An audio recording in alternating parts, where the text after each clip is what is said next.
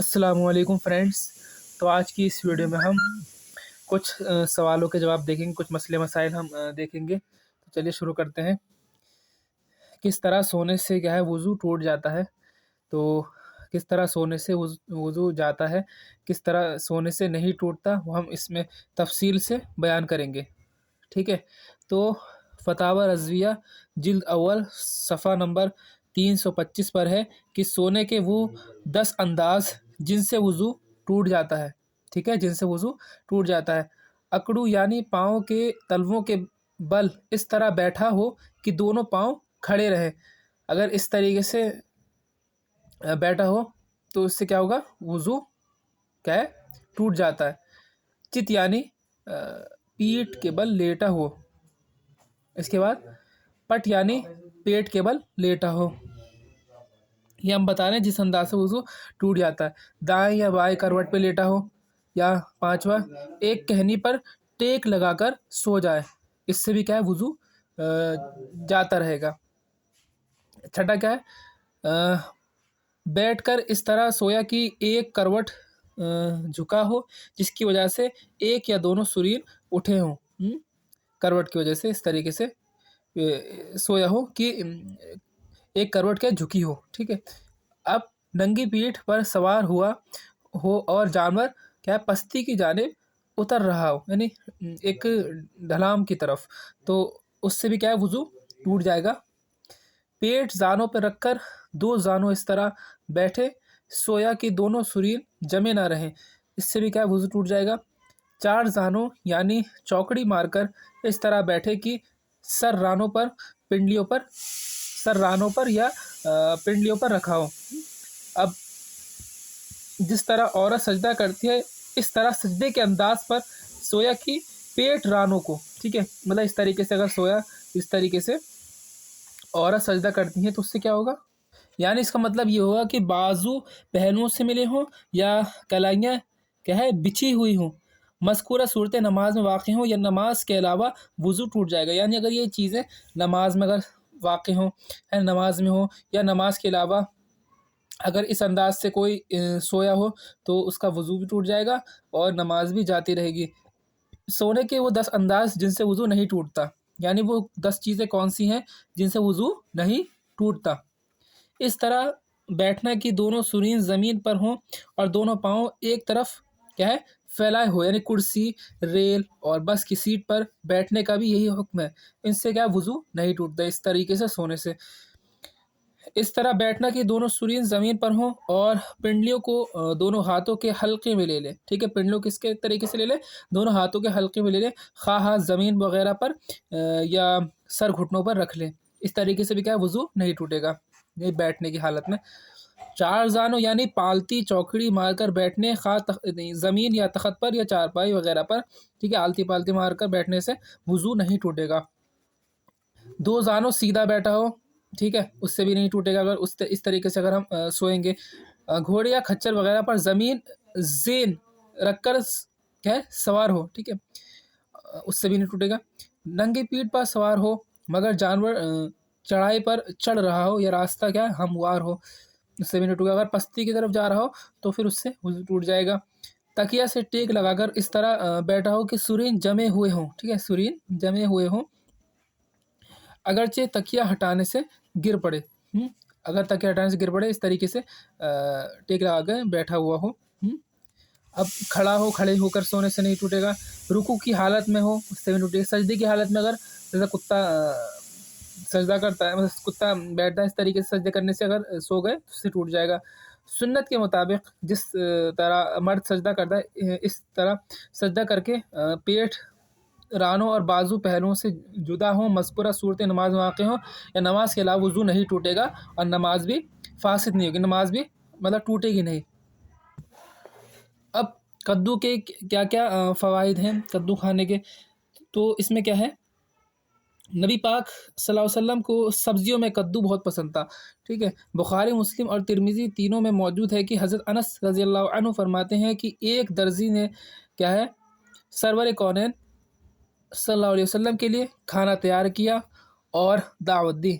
मैं भी साथ ही था।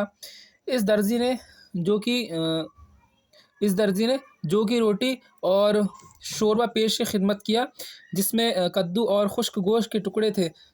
میں نے حضور صلی اللہ علیہ وسلم کو دیکھا کہ پیالے کناروں سے کدو تلاش کر کے تناول فرما رہے تھے، ٹھیک ہے، یعنی کدو کھا رہے تھے کناروں پہ سے پیالے کے۔ میں اس روز کے بعد ہمیشہ کدو کو پسند کرنے لگا۔ کدو ایک عام سبزی ہے، ہر سبزی کی طرح جو کہ پوری دنیا میں کاشت کی جاتی ہے۔ اس کا بے مثال ہونا اس لیے ہے کہ اسے اللہ تعالیٰ کے محبوب کونین کے تاجدار صلی اللہ علیہ وسلم نے پسند فرمایا، اس لیے کیا ہے یہ اس کی مثال دی جاتی ہے۔ امام طبرانی علیہ الرحمہ حضرت معائلہ رضی اللہ عنہ سے روایت نقل کرتے ہیں کہ نبی پاک صلی اللہ علیہ وسلم نے ارشاد فرمایا، تمہارے لیے کدو موجود ہے کہ دماغ کو بڑھاتا ہے۔ کدو کھانے سے کیا ہوتا ہے؟ دماغ بڑھتا ہے۔ مزید تمہارے لیے کیا ہے؟ مسور کی دال ہے۔ اس کے بعد کیا ہے؟ اس میں کیا مسور کی دال ہے جسے کم از کم 70 پیغمبروں کی زبان پر لگنے کا شرف حاصل ہے۔ 70 پیغمبروں نے اس دال کو کھایا تھا، مسور کی دال اور کدو، ٹھیک ہے۔ نزہۃ المجالس میں حدیث پاک نقل ہے، سید عائشہ رضی اللہ عنہ فرماتی ہے کہ سید عالم صلی اللہ علیہ وسلم نے ارشاد فرمایا، جب تم ہانڈی پکایا کرو تو اس میں کدو زیادہ ڈال دیا کرو کیونکہ وہ غمگین دل کو مضبوط کرتا ہے۔ تو جو غمگین دل ہوتا ہے اس کو کدو مضبوط کرتا ہے، ٹھیک ہے۔ نبی پاک صلی اللہ علیہ وسلم نے فرمایا، کدو سینہ کو صاف کرتا ہے اور دل کو قوت دیتا ہے، ٹھیک ہے۔ کیا فرمایا نبی پاک صلی اللہ علیہ وسلم نے؟ کدو جو ہوتا ہے وہ سینے کو صاف کرتا ہے اور دل کو کیا دیتا ہے؟ قوت دیتا ہے۔ اور کدو پر جدید تحقیق کیا ہے؟ کدو کی ایک ہلکی غذا ہے۔ کدو کیا ہے؟ ایک ہلکی سی غذا ہے، ٹھیک ہے، زیادہ بھاری نہیں ہے، جو خود جلدی ہضم ہوتا ہے، ٹھیک ہے۔ وہ کیا ہوتا ہے؟ کدو جلدی سے ہضم ہو جاتا ہے، اسی لیے اس کو ہلکی غذا کہا ہے۔ بھاری غذا جلدی ہضم نہیں ہوتی ہے بلکہ دوسری غذاؤں کو ہضم کرنے میں مدد دیتا ہے۔ تو دوسری غذائیں ہوتی ہیں جو ہم کھاتے ہیں ان کو جلدی ہضم کرنے کا کام بھی کدو کرتا ہے۔ کدو پیاس بجھاتا ہے، کیا بجھاتا ہے؟ پیاس بجھاتا ہے اور جگر کی گرمی اور صفرا کو دور کرتا ہے، ٹھیک ہے۔ جگر کی گرمی اور صفرا کو کیا کرتا ہے؟ دور کرتا ہے۔ پیشاب لاتا ہے، پیٹ کو نرم کرتا ہے۔ تو اگر آپ کا پیٹ نرم نہیں ہے یا پیشاب نہیں آ رہا ہے تو آپ کدو کھائیں، ٹھیک ہے۔ اب سنتیں اور نوافل کہاں ادا کرنا افضل ہے؟ تو ہمیں سنتیں اور نوافل ہمیں کہاں پر ادا کرنی چاہیے؟ سنتیں اور نوافل گھر میں بیٹھنے چاہیے یا مسجد میں پڑھنے چاہیے؟ کہاں پہ پڑھنے چاہیے ہمیں؟ تو وطر، فرض اور تحیۃ المسجد کے علاوہ تمام سنتیں اور نوافل گھر میں پڑھنا افضل ہے۔ لیکن اگر کوئی شخص یہ خوف کرتا ہے کہ گھر میں جا کر نوافل یا سنتیں ادا کرنے سے خشوع و خضوع پیدا نہ ہوگا یا ادا نہیں ہو سکیں گے تو بہتر ہے کہ مسجد میں ہی پوری نماز پڑھ کر رخصت ہو، ٹھیک ہے۔ مطلب اگر اسے یہ اندیشہ ہے کہ اگر گھر میں جائے گا تو نماز نہیں پڑھ پائے گا تو اسی لیے مسجد میں ساری نماز پوری کر کے پوری نماز پڑھ کر جب جائے، ٹھیک ہے۔ بہتر یہ ہے کہ گھر میں سنت اور نوافل ادا کرے۔ اب بچوں کے نام کیسے رکھیں جائیں؟ تو اس میں کیا ہے؟ پہلی بات یاد رکھیے کہ یہ سوچ غلط نہیں کہ نام ایسا ہو کہ جو کسی کا نہ ہو، یہ غلط ہے، ٹھیک ہے۔ دوسری بات یہ بھی یاد رکھیے کہ ایسے نام رکھنا جو زبان پر نہیں آتے، مثلاً رویدہ کے عموماً زبان پر نہیں آتے، ٹھیک ہے، ایسے نام رکھنے سے اجتناب کرنا چاہیے، یعنی روکنا چاہیے کہ بسا اوقات جن لوگوں سے تلفظ ادا نہیں ہوتا تو وہ جس تلفظ سے نام پکارتے ہیں، ٹھیک ہے، مطلب جیسے بھی نام پکارتے ہیں، کبھی کبھی حرف کھائے جاتے ہیں تو اس سے اس کے معنی خراب ہو جاتا ہے۔ تو جو نام ہے اس کے معنی جو ہے حرف نہ ادا کرنے سے وہ خراب ہو جائیں گے، ٹھیک ہے، یہ یاد رکھیں۔ اب دوسری چیز، تیسری اور اہم بات یہ ہے کہ بسا اوقات اس فکر کے تحت کہ ایسا نام جو کسی کا نہ ہو، یعنی یونیک نام ہو، ٹھیک ہے، مطلب ایسا نام رکھیں جو کسی کا نام نہ ہو۔ اب نام تو یونیک رکھ لیا مگر اس کا معنی درست نہیں ہوتا، بے معنی ہوتا ہے یا معنی معلوم نہیں ہوتا۔ سیدنا فاروق اعظم رضی اللہ عنہ فرماتے ہیں کہ نام انسان کی شخصیت پر اثر انداز ہوتا ہے، یعنی نام جو ہوتا ہے انسان کی جو شخصیت ہوتی ہے اس پر اثر کرتا ہے نام۔ تو ہمیں چاہیے کہ نام اچھا رکھنا چاہیے، لہٰذا کوشش کریں کہ جب بھی نام رکھنے کی حاجت ہو تو کسی عالم یا مفتی سے رابطہ کیا جائے اور ان سے معلوم کر کے نام رکھیں۔ اب خون کا عطیہ دینا کیسا ہے؟ یعنی بلڈ ڈونیشن مطلب بلڈ ڈونیٹ کرنا کیسا ہے، صحیح ہے یا غلط؟ تو یہاں پہ سوال لکھا ہوا ہے، پڑھ سکتے ہیں۔ آج کل کہا جاتا ہے کہ اپنے خون کا عطیہ دیجئے، کیا خون کا عطیہ دینا جائز ہے؟ تو اصلاً خون کا عطیہ دینا جائز نہیں، اور کسی شخص کا اسے لینا، استعمال میں لانا بھی جائز نہیں۔ دیکھیں، خون کا عطیہ یعنی خون کو ڈونیٹ کرنا جائز نہیں۔ اگر کوئی شخص اس کو لے رہا ہے تو وہ بھی جائز نہیں، کیونکہ یہ مال نہیں ہے، اور جو شے مال نہ ہو وہ کسی کی ملکیت میں نہیں ہوتا، اور جو ملکیت میں نہ ہو اس کا کسی کو مالک بنانا بھی درست نہیں، اس لیے خون کا عطیہ نہیں دینا چاہیے۔ ہاں، اگر مریض کی جان بچانے کے لیے بقدر ضرورت خون دیا جائے تو جائز ہے، مگر جگہ جگہ کیمپ لگا کر مختلف بلڈ بینک کے لوگ خون کا عطیہ مانگتے ہیں، ان کو خون کا عطیہ دینا جائز نہیں۔ ان اداروں میں ایک یہ بھی خرابی ہے کہ وہ آپ سے خون کا عطیہ لے کر اس خون کو فروخت کرتے ہیں، ٹھیک ہے۔ تو اس طریقے کے جو کیمپ لگے ہوتے ہیں، یہاں خون نہیں دینا چاہیے، وہ یہ کرتے ہیں اس خون کو لے کے وہ بیچ دیتے ہیں۔ اب استخارہ جو ہے کہاں سے ثابت ہے؟ استخارہ کیا ہے، کہاں ثابت ہے؟ کیا اس کا ثبوت قرآن شریف میں ہے استخارہ کرنا؟ تو استخارہ کا جو لغوی معنی ہوتا ہے خبر طلب کرنا، ٹھیک ہے۔ استخارہ جو لوگ کرتے ہیں اس کا مطلب ہوتا ہے خبر یا طلب کرنا، خبر پانا اس کام کے لیے۔ استخارہ کا اصطلاحی معنی کیا ہے، کتابوں سے کیا ہے، معنی کیا ہے؟ کسی بھی معاملے سے پہلے ایک عمل مخصوص کے لیے اپنے لیے خیر کی آگاہی حاصل کرنا استخارہ ہے۔ تو کسی بھی عمل کے لیے، ٹھیک ہے، اپنے لیے خیر کا آگاہی کرنا کیا ہے، وہ ہے استخارہ ہے۔ تو بخاری شریف کی حدیث میں ہے کہ حضرت جابر بن عبداللہ رضی اللہ عنہ سے مروی ہے، وہ کہتے ہیں کہ رسول پاک صلی اللہ علیہ وسلم ہمیں استخارہ کی تعلیم دیتے تھے تمام امور میں، جیسے قرآن کی سورت کی تعلیم دیتے تھے۔ استخارہ کا طریقہ کیا ہے، بہت حدیث میں موجود ہے، ہم بیان کر چکے ہیں وہاں پر۔ اب کیا رومال کا سترہ کافی ہے؟ مطلب اگر کوئی سترہ کہتے ہیں کہ نماز میں کیا ہے، اپنے سامنے کس چیز کو رکھنا، لکڑی وغیرہ رکھنا یا بوتل رکھنا، تو ان چیزوں کا سترہ کیسا ہے؟ کیا رومال ہم رکھ سکتے ہیں سترہ کے لیے، جس سے نماز میں آنے جانے والوں کو کوئی تکلیف نہ ہو؟ اگر کوئی خاتون گھر میں نماز ادا کر رہی ہے، اس کے آگے رومال یا دوپٹہ رکھا ہو تو اس کا کیا حکم ہے؟ تو غالباً سائل یہ پوچھنا چاہ رہا ہے کہ اگر کوئی خاتون گھر میں نماز ادا کرتے ہوئے رومال یا چادر کا سترہ بنا سکتی ہے، یعنی کوئی چیز نماز میں اپنے آگے رکھ سکتی ہے جس سے آنے جانے والے کوئی پریشانی نہ ہو۔ چادر یا رومال کا سترہ کے حکم میں نہیں ہے۔ اسی طرح بعض نمازی اپنے آگے ٹوپی یا جوتے رکھ کر نماز شروع کر دیتے ہیں، یا کیا ہے، یا ڈر ہے کہ ٹوپی اور جوتے بھی شرعی سترے کے زمرے میں نہیں آئیں گے، ٹھیک ہے۔ یعنی ٹوپی ہے اور جوتے ہیں، یہ کیا ہے، سترے کے زمرے میں نہیں آئیں گے، کیونکہ سترے کی مقدار جو ہے، مطلب سترہ کتنا ہونا چاہیے، سترہ کی مقدار ہمارے فقہا نے 1 ہاتھ لمبا اور 1 انگلی چوڑا ہونا لکھا ہے۔ مطلب جو سترہ ہے، جو چیز ہم نماز میں اپنے آگے رکھ رہے ہیں، ٹھیک ہے، تاکہ آنے جانے والوں کو کوئی پریشانی نہ ہو، اس کی جو لمبائی ہونی چاہیے وہ 1 ہاتھ ہونی چاہیے، اور اس کی جو چوڑائی ہونی چاہیے وہ 1 انگلی ہونی چاہیے۔ اگر اتنی مقدار نہیں تو گزرنے والے سخت گنہگار ہوگا۔ مطلب اگر اس چیز کی اتنی چوڑائی یا لمبائی نہیں ہے تو گزرنے والے کو کیا ہوگا، سخت گنہگار ہوگا، جو بھی گزرے گا اس کے سامنے سے، ٹھیک ہے۔ اب دودھ پیتے بچے کا جھوٹا پانی پی سکتے ہیں؟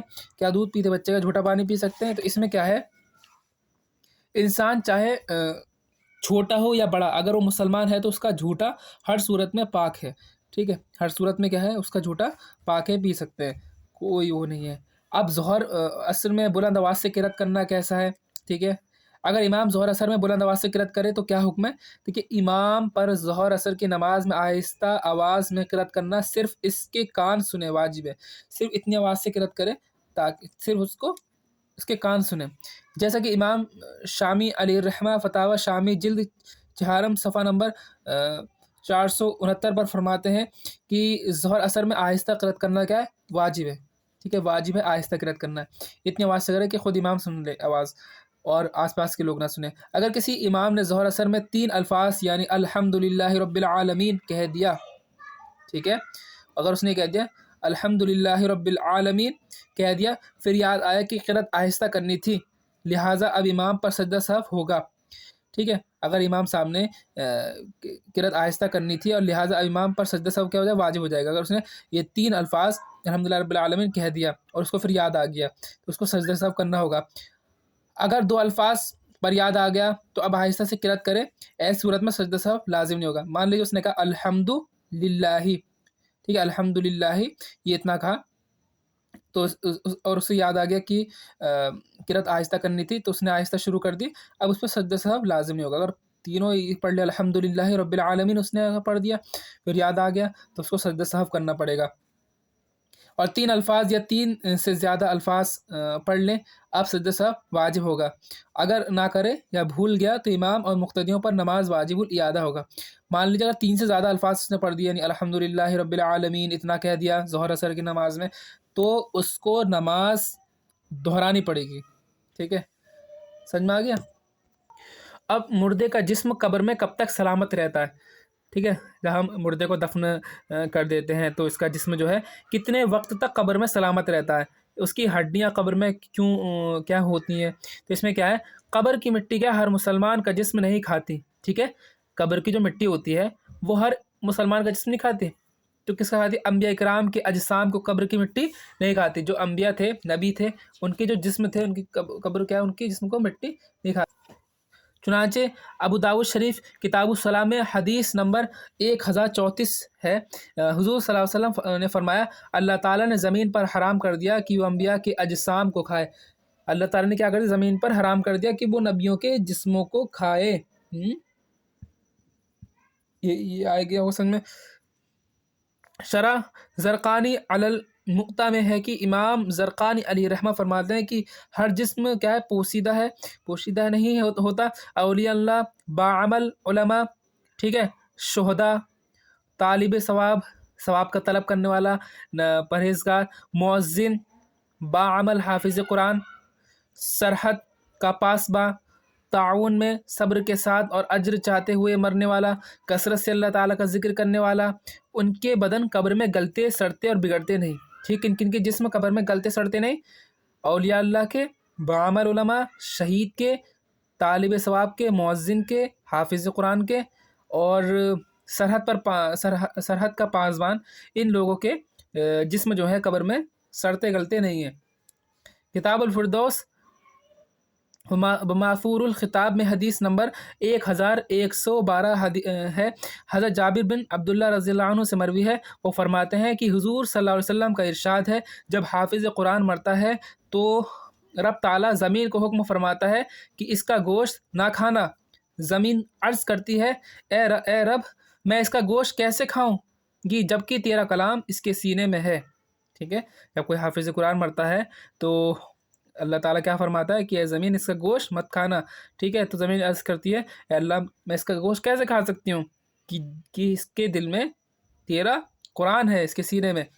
फासिक व फाजिर और कुफ़ार के अजसाम कब्र की मिट्टी खाती, नहीं खुल्लम खुल्ला गुनाह करने वाला और काफिर, इनके जिस्मों को क्या है, कब्र की मिट्टी खाती है। 3 दिन में पेट फट जाता है, इसके बाद आँख उबल कर बाहर आ जाती है। इंसान के जिस्म में कुछ जरासीम होते हैं, क्या होते हैं, कीड़े वगैरह होते हैं जो इंसान के जिस्म के अंदरूनी हिस्से को खा लेते हैं। लेकिन जब इंसान ज़िंदा होता है तो इसमें एक ऐसी क़ुव्वत होती है जो इन जरासीम से लड़ती है। जब इंसान ज़िंदा होता है तो ये जरासीम जो पेट में होते हैं, इनसे जिस्म के जिस्म की क़ुव्वत इनसे लड़ती है। क्या लड़ती है? जिस्म के अंदरूनी क़ुव्वत इनसे लड़ती है, जिस्म के अंदरूनी हिस्से को इनके असर से महफूज रखती है। जैसे इंसान मर जाता है तो ये जरासीम क्या होते हैं, गालिब हो जाते हैं और वो इंसान के जिस्म को खाने लग जाते हैं कब्र में। इस क़ुव्वत को क़ुव्वत मुदाफ़िअत कहते हैं। ठीक है, जब तक इंसान ज़िंदा होता है ये क़ुव्वत इन जरासीम से लड़ती रहती है, ये इंसान के जिस्म में होते हैं। फिर जब इंसान मर जाता है तो ये क़ुव्वत ख़त्म हो जाती है और वो कीड़े जिस्म को खाना शुरू कर देते हैं। फिर जब इंसान जिस्म क्या फूल कर फट जाता है तो वो कीड़े इस गंदगी को भी खा लेते हैं। बिलाखिर हड्डियाँ रह जाती हैं, फिर वो कीड़े एक दूसरे को खाते हैं। ठीक है, तो देखिए, जब वो कीड़े मतलब पूरे जिस्म को खा लेते हैं, हड्डियाँ रह जाती हैं, तो वो जो कीड़े हैं वो कीड़े एक दूसरे को भी खा लेते हैं। फिर 2 कीड़े रह जाते हैं, उनमें से भी एक दूसरे को खाकर आखिर में एक रह जाता है। मतलब جو آخر میں 2 کیڑے بچتے ہیں ان میں سے بھی 2 کیڑے ایک دوسرے کو کھا لیتے ہیں، صرف ایک کیڑا بچتا ہے، ٹھیک ہے، اور وہ جو ہے وہ بھوکا مر جاتا ہے۔ جو کیڑا بچتا ہے وہ کیا ہو جاتا ہے؟ بھوکا مر جاتا ہے، جو ایک کیڑا آخر میں بچتا ہے۔ اب فجر کی نماز ادا کرتے ہوئے سورج طلوع ہو جائے، مطلب آپ فجر کی نماز پڑھ رہے تھے اور سورج نکل گیا ہے نا، ٹائم ختم ہو گیا، تو اب کیا کریں گے؟ تو مذکورہ صورت میں اگر نمازی مسئلہ جانتا ہے کہ سورج طلوع ہو جائے تو اس وقت نماز پڑھنا جائز نہیں، تو نمازی پر لازم ہے کہ وہ نماز توڑ دے اور پھر وہ اس نماز کو سورج نکلنے کے 20 منٹ بعد پڑھ لے۔ اور اگر مسئلہ نہیں جانتا اور نماز کیا ہے جاری رکھے، پھر سورج نکلنے کے 20 منٹ بعد دوبارہ پڑھنی چاہیے۔ اگر مسئلہ نہیں جانتا نماز کس طریقے سے توڑنی ہے تو پڑھتا رہے، 20 منٹ بعد پھر پڑھے گا۔ یہ چیز سمجھ میں۔ تو آج کی ویڈیو میں اتنا ہی رکھتے ہیں، اگلی ویڈیو میں جو ہے ہم آگے کے مسئلے مسائل بتائیں گے، اس میں یہ بہت ضروری ہے، ٹھیک ہے، یہ چیزیں ہمیں پتہ ہونی چاہیے جتنے بھی ہم نے بتائے۔ السلام علیکم۔